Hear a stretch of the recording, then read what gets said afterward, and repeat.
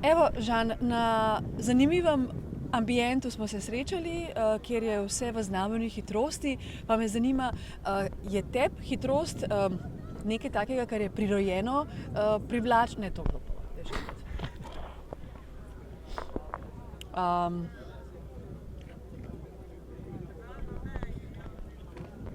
Okej.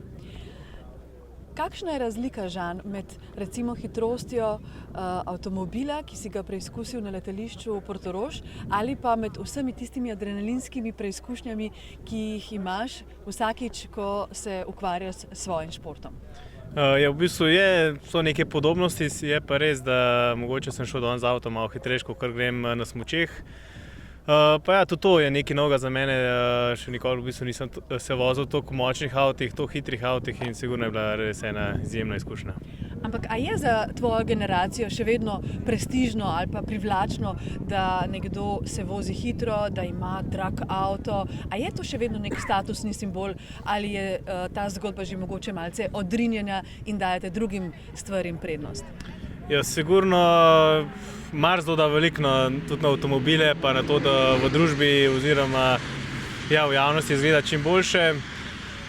Tudi jaz sem rad dobre avte, mogoče ne s tem namenom, da bom izpadel čim boljše v družbi, ampak načeloma so mi všeč dobri avti, se dobro počutim, se tudi rad daj malo hitreje zapeljem in sigurno so mi zelo všeč tak avtomobil. Kateri avtomobil si preizkusil in koliko je bila tista največja dosežena hitrost?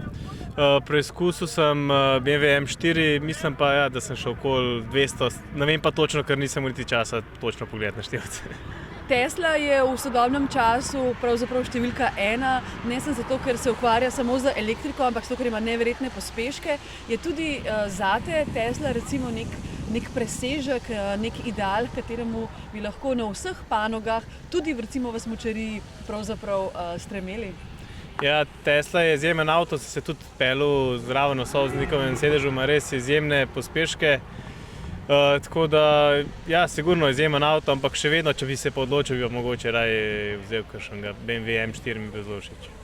Kaj mora narediti športnik za to, da je recimo Tesla na smučišču?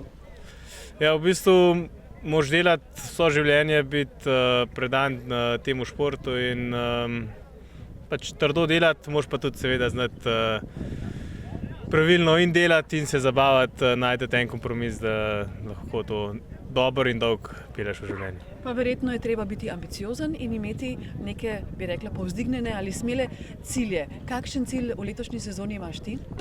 Ja, seveda, cilji in motivacija je ena izmed najbolj pomembnih stvari v športu in tudi jaz imam zelo velike cilje, veliko motivacijo in v letošnji sezoni si želim predvsem, da bi začel nadaljeval na tak način, kakor sem začel in res kazal najboljše vožnje, kar jih znam.